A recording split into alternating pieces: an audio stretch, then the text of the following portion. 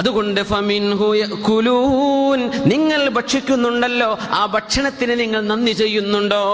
എങ്ങനെ നന്ദി ചെയ്യുന്നത്? മൻ അകല മാ യസ്ഖുതു മിനൽ മാഇദതി ആശ ഫീ സഅ വഊഫിയ ഫീ വൽദിഹി വവൽദി വൽദിഹി മിനൽ ഹംഖ്. ശഫീഉനാ റസൂലുള്ളാഹി സ്വല്ലല്ലാഹു അലൈഹി വസല്ലം ഉദ്ധരിക്കുന്ന ഹദീസ്, മുഫസ്സിരീങ്ങൾ പറയുന്ന ഹദീസ് മുഫസ്സിറുകൾ ഉദ്ധരിക്കുകയാണ്.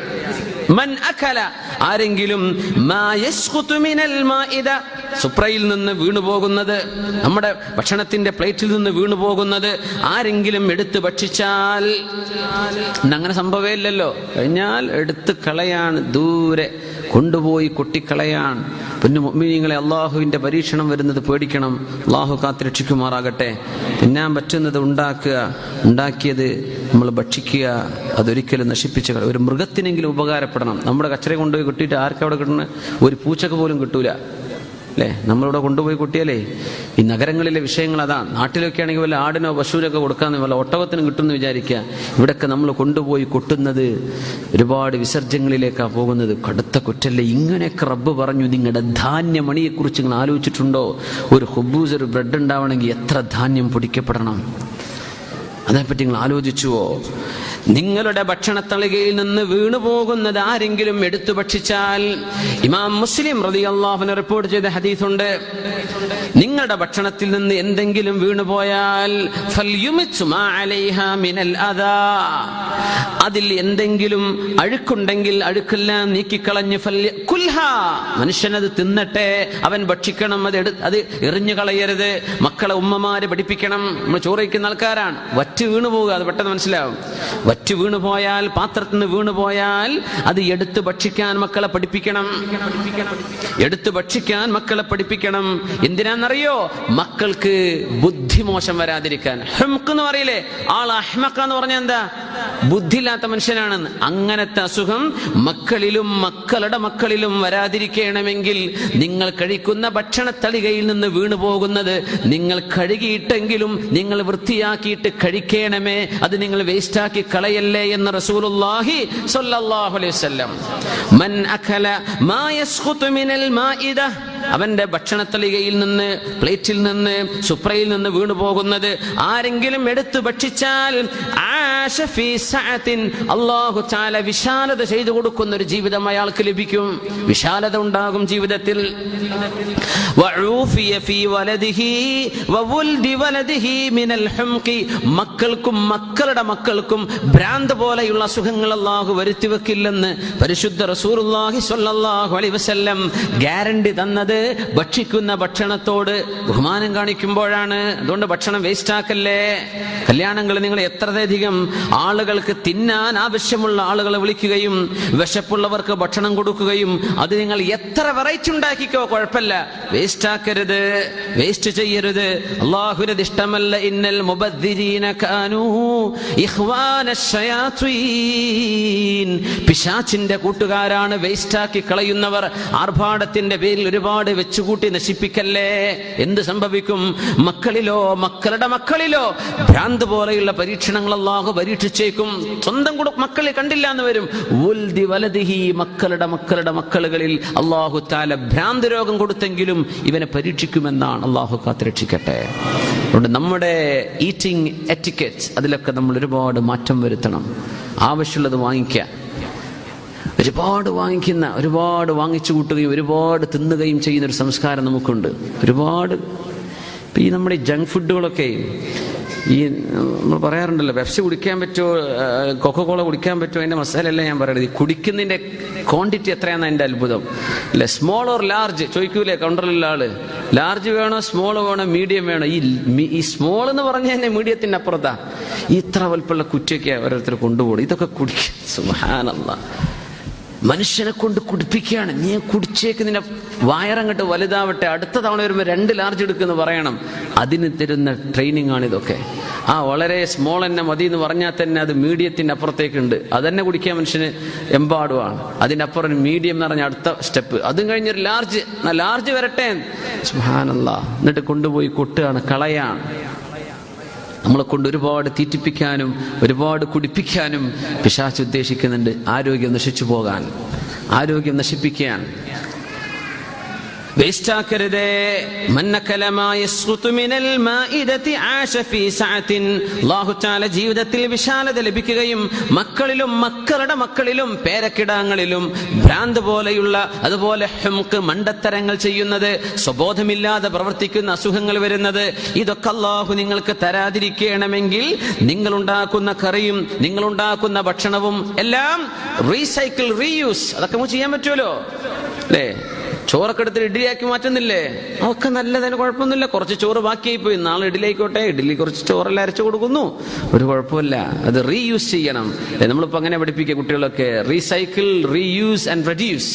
ഉപയോഗം കുറയ്ക്കുക, വീണ്ടും ഉപയോഗിക്കുക, പിന്നെ റീസൈക്കിൾ ചെയ്യാം. അപ്പോഴേ നമ്മൾ ഇക്കോ ഫ്രണ്ട്ലി ആവുള്ളൂ അല്ലേ? ഗ്രീൻ വേൾഡ്, അങ്ങനെയാണ്. ഗ്രീൻ തിങ്കിങ് ഒക്കെയാണ് ഇന്ന് ആവശ്യം. അതിനെക്കുറിച്ചാണ് ലോകം ചിന്തിച്ചുകൊണ്ടിരിക്കേണ്ടത്. നമ്മളൊക്കെ എമ്പാടും അതിനെക്കുറിച്ച് ആലോചിക്കാൻ സമയമായി കഴിഞ്ഞു. നശിപ്പിക്കരുത്, മുസ്ലിം ഉമ്മത്തെ നശിപ്പിക്കലിൻ. അല്ലാഹു തആല നമുക്ക് ബോധം തരട്ടെ. അല്ലാഹു തആല നമ്മുടെ ജീവിതത്തിൽ സൂക്ഷ്മത തരട്ടെ. അവന്റെ നിഅമത്തിന് അവന്റെ ശുക്ർ ചെയ്യേണ്ട. അല്ലാഹു തരുന്ന ഭക്ഷണം ഫമിൻഹു യഅകുലൂൻ, അതിൽ നിന്ന് നിങ്ങൾ ഭക്ഷിക്കുന്നില്ലേ? അത് പറഞ്ഞ അല്ലാഹു നിർത്തി. നിങ്ങൾ ഭക്ഷിക്കുന്നില്ലേ? ഈ ഭക്ഷിക്കുക എന്ന് പറഞ്ഞ ആ ഒരു ആക്ഷൻ എന്താ? നമ്മൾ പ്ലേറ്റിലേക്ക് കൈ കൊണ്ടുപോകുന്നു, വായിലേക്ക് ഭക്ഷണം വെക്കുന്നു, അത് ഇറക്കുന്നു. ഇതിനപ്പുറത്ത് നമ്മൾ എന്താ ചെയ്യുന്നത്? ഒന്നും ചെയ്തില്ല. ഇതാണ് ഭക്ഷിക്കുക എന്ന് പറഞ്ഞത്. ഭക്ഷിച്ചു എന്ന് പറയുമ്പോൾ വായിലേക്ക് ഭക്ഷണം വെച്ചു, ശരിക്ക് ചവച്ചരച്ചു. വായ മൗത്ത് ഫുള്ളായിട്ട് ഒരാൾ ഭക്ഷണം കഴിക്കാൻ പാടില്ല, ശ്രദ്ധിക്കണം. ഭക്ഷണത്തിന്റെ അച്ചടക്കത്തിൽ എന്ന് പറഞ്ഞാൽ വായിൽ ഭക്ഷണം വെച്ച് സംസാരിക്കരുത്. എന്തോ ഒരു മോശപ്പെട്ടൊരു കാഴ്ചയാണ്. ചോറിങ്ങനെ അരച്ചിട്ട് ഇങ്ങനെ വർത്താനം കഥയും പറഞ്ഞിരിക്കും വായിൽ വെച്ചിട്ട്. എന്തൊരു ബോറാണത്. ചെയ്യരുത് പൊന്നു സഹോദരങ്ങളെ. നമ്മൾ സ്നേഹം കൊണ്ട് പറഞ്ഞു തരാം. അത് വേറെ പറയേണ്ട വിഷയമല്ല. ഭയങ്കര ചെയ്യാൻ പാടില്ല. ഒരു സംസ്കാരശൂന്യമായ ചില വിഷയങ്ങളാണ് അതൊക്കെ. നമ്മൾ അങ്ങനെ വർത്താനം പറയും. ആ കുബൂസിന്റെ കയ്യിൽ കുബൂസ്, ഇപ്പുറത്തൊരു ചായ, ഇങ്ങനെ ഫീഡ് ചെയ്യാണ്. യാ അല്ലാഹ്, എന്നിട്ട് അങ്ങനെ കഥ പറയുന്നു. ഭക്ഷണം കഴിക്കുമ്പോൾ നല്ല ചരിത്രങ്ങൾ പറഞ്ഞു കൊടുക്കണം എന്നാ, അങ്ങനെ തന്നെ പറയാം. ഇമാം ഗസാലി തങ്ങളൊക്കെ പ്രത്യേകം പറഞ്ഞിട്ടുണ്ട്, നല്ല ചരിത്രങ്ങൾ ഭക്ഷണ തളികയിൽ ഉമ്മയും വാപ്പയും മക്കൾക്ക് പറഞ്ഞു കൊടുക്കാം, അതിന് കുഴപ്പമില്ല. അനാവശ്യ വർത്താന പാടില്ല എന്ന് പറഞ്ഞത്. ഹദീസുകൾ പറഞ്ഞു കൊടുക്കാം, അവിടെ ആയത്ത് പറഞ്ഞു കൊടുക്കാം. പക്ഷേ ഭക്ഷണം വായിൽ നിന്ന് ഇറക്കിയിട്ട് പറഞ്ഞു കൊടുക്കുക. ഒരു ഗ്യാപ്പ് വരൂലേ? ഒരുമിച്ച് ഭക്ഷണം കഴിക്കുമ്പോൾ ഒരാൾ മറ്റാളെ പറ്റിച്ചൊരു കഥ ഉണ്ട്, നിങ്ങൾക്ക് അറിയാമെന്നറിയില്ല. 3 ആൾ കൂടിയിട്ട് ഭക്ഷണം മേടിച്ചാണ്. പറഞ്ഞിടാ, എൻ്റെ പാപ്പാക്ക് എന്തായിരുന്നു അന്ന് കുഴപ്പമുണ്ടായത്? പാപ്പ എന്താന്ന് ഹോസ്പിറ്റലിൽ പോകാൻ കാരണം? പാപ്പ മരിച്ചില്ല, എന്തായിരുന്നു പാപ്പാൻ്റെ അസുഖം? ഇവൻ പാപ്പാൻ്റെ കഥ പറഞ്ഞിരുന്നപ്പോഴത്തേനും പ്ലേറ്റ് മുഴുവൻ കാലിയായിപ്പോയി. സുബ്ഹാനല്ലാഹ്. അപ്പോൾ ഒരു സാധനം കൊണ്ട് വർത്താനം പറയിപ്പിക്കുക, മറ്റവരൊക്കെ തിന്ന്, അങ്ങനെയല്ലേ? അങ്ങനെ ചെയ്യരുത്. ഇടക്കെല്ലാം എന്ത് ചെയ്യാം? നല്ല നല്ല കാര്യങ്ങൾ പറഞ്ഞു കൊടുക്കാം. ഭക്ഷണത്തിൻ്റെ അതവുപ്പെട്ടതാ വായ നിറച്ച് തിന്നരുത്. വായ നിറച്ച് നമ്മൾ തിന്നരുത്. വായിൽ ഇഷ്ടംപോലെ സ്പേസ് വേണം, ചവച്ചരക്കണം എന്നാണ് ഭക്ഷണം. ക്രഷ് ചെയ്യണം. അതിന് പറ്റിയ മില്ലുകളാ നമ്മുടെ ഈ പല്ലൊക്കെ. നമ്മൾ ഭക്ഷണം കഴിക്കുമ്പോൾ എത്ര സ്പീഡിൽ നമ്മൾ ചവക്കുന്നതെന്ന് അറിയണമെങ്കിൽ അറിയാതൊരു വിരലെങ്ങാനും കടിച്ചു പോകണം, അല്ലെങ്കിൽ നമ്മൾ കോഡ് കടിച്ചു പോകണം. യാ അല്ലാഹ്, ഇത്ര സ്ട്രോങ്ങിലപ്പോൾ ഞാൻ ഓരോ കുബൂസും കടിക്കണമെന്ന് അപ്പോഴാണ് തിരിയാ. സുബ്ഹാനല്ലാഹ്. പക്ഷെ നമ്മളെ കൊണ്ട് അറിയാതെ അള്ളാഹു ഇത് ചെയ്യിപ്പിക്കുകയാണ് അല്ലേ? വായ നിറച്ച് തിന്നരുത്. ഭക്ഷണം നമ്മുടെ വായയുടെ ചുണ്ടുകളുടെ മുകളിലേക്ക് പരക്കരുത്.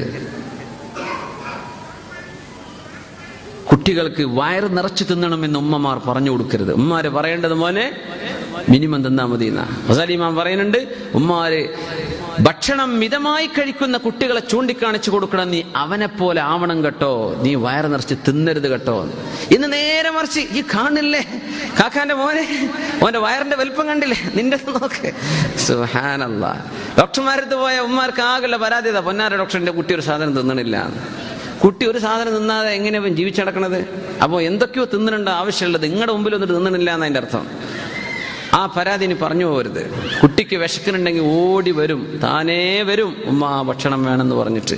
ആ വരാത്തതേ കുട്ടിക്ക് ജീവിക്കാൻ ആവശ്യമായ എനർജി എവിടുന്നോ കിട്ടിയിട്ടുണ്ട്. അപ്പം മിഠായി കൊടുത്തതായിരിക്കാം, മറ്റെന്തെങ്കിലും ആയിരിക്കാം, എന്തോ ആവട്ടെ. നിർബന്ധിപ്പിച്ച് വയറ് നിറച്ച് തെറ്റിപ്പിക്കരുത്. വയറ് നിറച്ച് തിന്നുന്ന ആ സ്വഭാവം മുസ്ലിം ഉമ്മത്തിൽ പാടില്ലെന്നാണ്. നഹ്നു മഅ്ശറൽ മുസ്ലിം നഹ്നു ഖൗമുൻ ലാ നഅകുലു ഹത്താ നജൂഅ വലാ നഅകുലു ഹത്താ നശ്ബഅ. ശഫീഉനാ റസൂലുള്ളാഹി സ്വല്ലല്ലാഹു അലൈഹി വസല്ലം. നഹ്നു ഖൗമുൻ, നാം ഒരു വിഭാഗമാണ്. ലാ നഅകുലു ഹത്താ നജൂഅ, വിശക്കുന്നത് വരെ നമ്മൾ തിന്നൂല. നമ്മൾ തിന്നുന്നത് വിശക്കുമ്പോഴാണ്. സമയമായിട്ടുണ്ട്, 2 മണിക്ക് തിന്നണല്ലോ, അതല്ല. നിനക്ക് വിശന്നിട്ടുണ്ടോ നീ തിന്നോ.